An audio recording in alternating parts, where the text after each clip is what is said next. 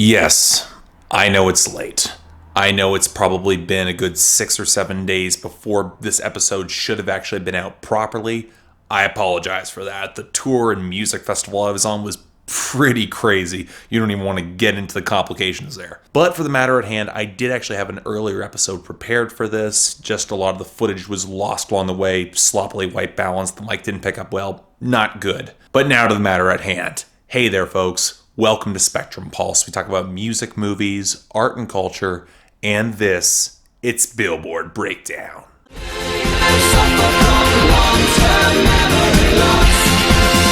I don't remember. Trap, money, penny.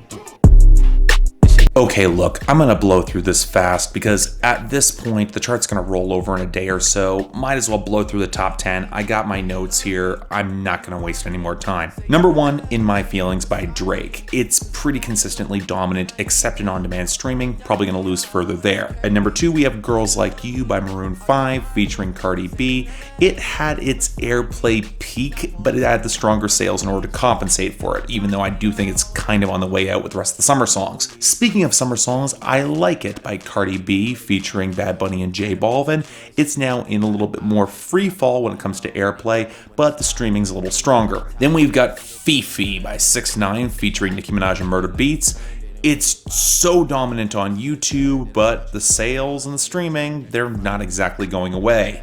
They should be. Then at number 5, we have Better Now, which is consistent across the board. Thank you, Post Malone. And at number 6, we have Lucid Dreams by Juice WRLD, which is a little less consistent, especially on the radio, but it's got the streaming in order to compensate. Speaking of streaming, at number 7, we've got Sicko World by Travis Scott, technically featuring Drake. And yeah, the on-demand streaming, it's all it really has, but it's all it really needs. It's still massive, even as it is down to number 7. Number 8, we have Taste by Tyga featuring Offset. Consistent gains pretty much across the board. Something I won't say about our number 9, which is Booed Up by LMA, which is starting to lose, but thanks to YouTube is not losing that much faster. And finally, at number 10, re-entering our top 10, we have No Brainer by DJ Khaled featuring Justin Bieber, Chance the Rapper, and Quavo. It's got that airplay. Even though it's not really good and I'm not hearing anybody talking about it, it's probably gonna stick around.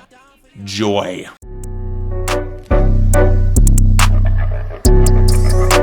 You know, album bomb weeks are just a pain in the ass to deal with while I'm on vacation. I have to shoot this light because, again, gotta rely on the notes here. But really, there's only 2 things worth mentioning about here in our losers and dropouts that are not Travis Scott related. The only dropout worth caring about is Up Down by Morgan Wallen featuring Florida Georgia Line, and thankfully that looks like it's gonna miss the year-end list. And the only loser that's not Travis Scott is 1942 by G-Eazy featuring Yo Gotti and YBN Namir, down to 85. And again, I'm not sure anybody really cares about that song. It's not exactly good, especially post-Halsey breakup. But the rest, let's go through them here. I've got them on my list here. So starting off, Stargazing's down to 27, Yosemite's down to 43. Really thought that would drop out further. Stop Trying to Be God's down to 66. Can't Say is down to 69. Wake Up is down to 71. R.I.P. Screw is at 75. No Bystanders down to 79. Thought that'd get it a little bit higher. Carousel is down to 81. And the best one, 5% Tint, is down at 89. So have I mentioned that post-album bomb weeks are a real pain in the ass on my end, especially while I'm on vacation? Well, this week was no exception, as Nicki Minaj did not quite get the album bomb she was hoping for, but that didn't stop her from having some pretty big returns, like Chun-Li back at 44, Rich Sex featuring Lil Wayne back at 46. Also, we have a return for Lie by NF at 96, but who cares about that? And also, Bed featuring Ariana Grande is up to 42. Now the rest of the gains, again, I got a list here on my phone. I'm just gonna rattle these off here. Natural by Imagine Dragons is at 34. Simple by Florida Georgia Line's up to 35. Drowns the Whiskey by Jason Aldean featuring Miranda Lambert's at 36. Country had a pretty good week here. I Like Me Better by Loeb is up to 39. Don't get the appeal of that. Ape Shit by The Carters is up to 41. Life Changes by Thomas Rhett is up to 47. Don't really consider that country, but whatever. Sunrise, Sunburn, Sunset by Luke Bryan's up to 47. Tebote is up to 49. That looks like it's going to be the year-end list, and believe me, I'll have more to say about it then. I'm a Mess by BB Rex is up to 51. Why does anybody like that song? Kiss Somebody by Morgan Evans up to 53. Admit It, You Forgot That Song Existed. Broken by Lovely the Band's up to 54. Apparently we're gonna make that a thing now. On topic of things that should not be made, we have the Africa cover by Weezer up to 57. Again, why do people like that? It does not sound all that good. Then we have All Girls Are the Same by Juice WRLD up to 59. Hooked by Dylan Scott's up to 68. Remind Me to Forget by Kygo and Miguel's up to 70. It's arguably one of the better ones here. And Break Up in the End is up to 78 by Cole Swindle. Likely thanks to the album bomb, so I guess good for him. We'll talk about more about him later in the week. Thought I knew you, but baby, I guess I didn't. I thought you was down for real. Thought you would stick around for real.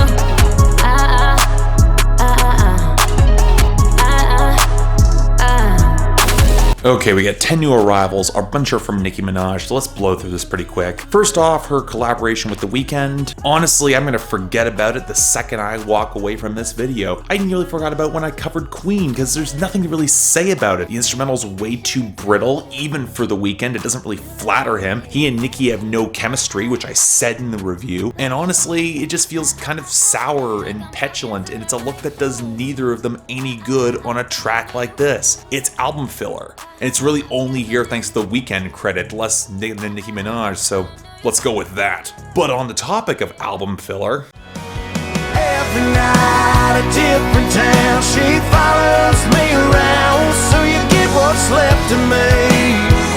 Yeah, you get what's left of me. 'Cause she got the best of me.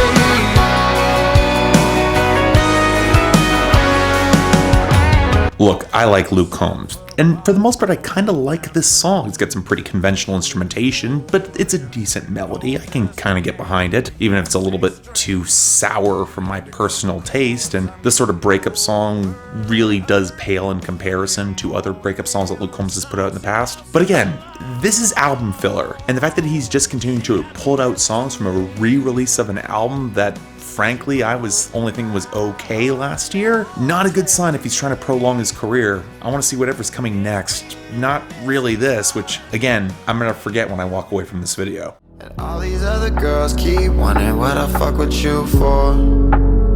'Cause you're the next Drew Barry, yeah. And I want more. And all these other girls keep wondering what I fuck with you for. So a lot of people hate this song, but I'm honestly just kind of confused by it. It kind of feels like a bit of a mistake, someone making a first draft of a song on an interesting idea, but not really a lot to go with it. So it becomes a Khalid ripoff in a lot of its instrumentation, and the frontman, who arguably doesn't have the sort of charisma to pull off this song properly, but he spends more time talking about the fixtures in his living room and bedroom than he does his actual girl's features, all of which he's then comparing to another woman. I feel like I need to draw a comparison to Jason Derulo, and he made songs like Trumpets, but at the same time, I guess if Drew Barrymore is someone you want to draw a comparison to now, I think that's just the bizarre thing. It feels like a misprint of a draft of a song that should have come out earlier, and while so many people tend to hate it, I'm just kind of confused. It's not terrible, because I kind of dig the production and the hook's not awful, but again, this is mediocre, but in a really weird, kind of uncomfortable way. Next. Infinite possible ways to love you. I want you to have it. Here's to the good times we gonna have. You don't need money, you got a free pass. Here's to the fact that I'll be sad without you. I want you to have it all. Honest question, who the hell wanted Jason Mraz to go back to rapping with no discernible good cadence across this really clunky, sanitized production? It sounds like a bad Train song, especially considering all this is intended as well wishes, but he's stammering and stumbling trying to get it out. It's not funny, it's not interesting, it's not particularly well written or textured, and I can't even imagine Jason Mraz fans liking this because he's got none of that acoustic warmth that at least made his more dreary, lifeless songs passable to some people. So yeah, this is a turd. Let's get this out of here. My mind state feel like the crime in the summertime. Higher than average, lot of cabbage. Thank God I never abide by the established guidelines that keep niggas inside of fabrics. Commissioned by the state, I skate by the masters like Yoo-hoo with a new riding passenger. Shout out Oak Cliff, I'm about to fly to Dallas. Decade from now, I might just buy the Mavericks. Man alive, J. Cole continues to frustrate me because there's some decent ideas here, and I can't deny that J. Cole's got a really good flow, but if you're going over somebody else's production, which a lot of people want him to do, you go over this screechy, incredibly choppy mix of Nas's song Uchiwala that does not sound good at all. You want to bring up media stereotypes about black men and addiction.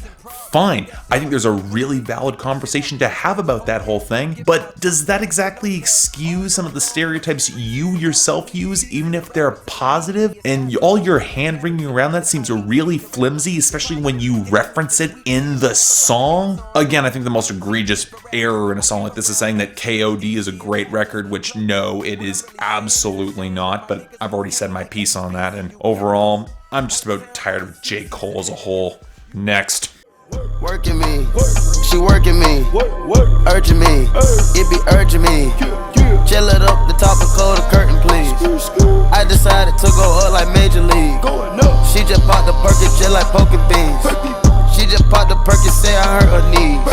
She hurting me, rich strong Hercules. Seriously, what can I say about this that I haven't said about a half dozen other Migos songs throughout the course of Billboard Breakdown? Only except that Quavo just does not have the sort of personality in his lyrics or his delivery to carry this on his own, especially when you're pairing with this nasal, wiry, moaning production. It does not sound good. Also, keep Lil Jon's name out of your mouth if you're not going to bring anything close to his level of intensity. Look, I get the song was intended just as promo, but if anything, it proves that Quavo, he desperately needs the rest of Migos and not just running off on his own, because this, it's not holding ground. Sorry.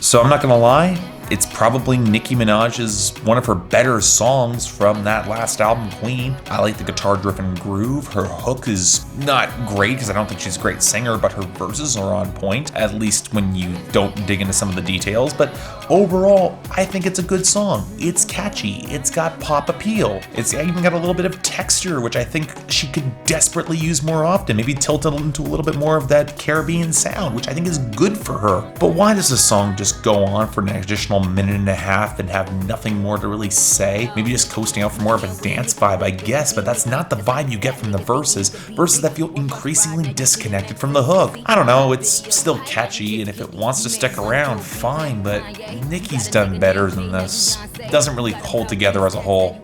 Sorry. I want your love, just lead me on, won't give it up, hey, hey, hey, hey, 'cause I'm a sucker for you. Boom, shang-a-lang-a-lang, boom, shang-a-lang-a-lang. You know, I'm a lot more positive on this song than I probably should be. I'd honestly say it's one of the better songs off of Queen. Yes, it's got problems. I cannot deny that. The last coda of the song goes nowhere, and Nicki Minaj really should not have hopped on a final verse there. The hook from Labrinth is not good against that more piano-driven beat. It also sounds a little bit too stiff for what it's trying to do. But Nicki's verses are actually pretty solid. They connect with each other. There's a couple decent lines there. And then Eminem shows up to do Eminem's thing, and honestly the content is not stellar, but the flow is so infectious. He's got a sense of humor, especially that Q-tip line, which made me laugh in spite of myself, and I'm a sucker for what he's doing there. I kind of don't mind the two of them together, because if Nicki Minaj has chemistry with anybody when it comes to lyricism and style of flow and semi-desperation, it's M. So yeah, it's not bad. I actually can kind of dig it. My coffin would be nice, yeah. Stir that bitch up with some ice, yeah. These people don't want me alive, no. They wanna play games of my life. Oh, the coupe doors are suicide. Oh, the coupe doors are suicide. Oh. No, I'll be honest, I was expecting a lot more Trippie Red songs to show up on the Hot 100 this week. Like, I thought he had an album bomb in the bag, especially with some of the streaming numbers, but apparently they fell off, and this record kind of fell by the wayside, as apparently wasn't great. And going to this song, I kind of see why, because, let's be blunt, it's an EXO Tour Life ripoff. I don't even really like EXO Tour Life, but I got that there's a certain magnetism to the hook that made it work, whereas Trippie Red just doesn't seem to be trying with the same level of grit or firepower that's made him remotely tolerable for me. So yeah, I get why this crossed over, but it's kind of mediocre. It runs out of energy way too fast, and again, pretty flimsy ripoff. That's all I'm saying. Man, I ain't got no type like Jimmy and Sway Lee, but if he can't fuck 3 times a night, piss. I tried to fuck 50 for a powerful hour, but all that nigga wanna do is talk power for hours. Beat the pussy up, make sure it's a KO.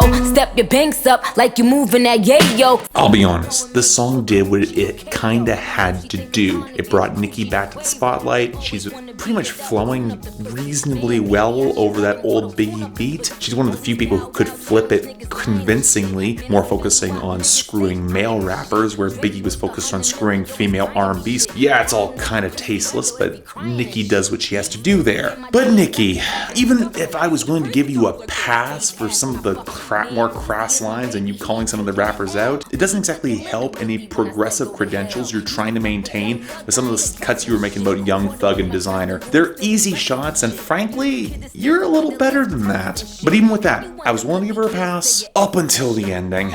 My God, there's no need to tack on an additional minute of song where there's nothing that you're really gonna say or do with it. You have a good sample, you have a good piece of the song. You just tack on that for no reason. Really cripples what could have been a better highlight of this week. Gotta be honest. And that was our week, almost a week late. Again, I'm sorry folks, but between corrupted footage and being on a festival tour and the festival itself and then getting to my current Airbnb, it's been a bit of a hectic bit of confusion the past couple of days. But best and worst, god damn, this was not very good. I guess if I'm gonna give a best to anything, it's probably gonna be Ganja Burn, with honorable mention to Majesty featuring Eminem and Labrinth, both the top from Nicki Minaj. The worst I'm giving to Working With Me with Quavo. I'm sorry, it's so mediocre and forgettable. That's dishonorable mention. With the worst going to Have It All by Jason Mraz. I do not want to see this get big.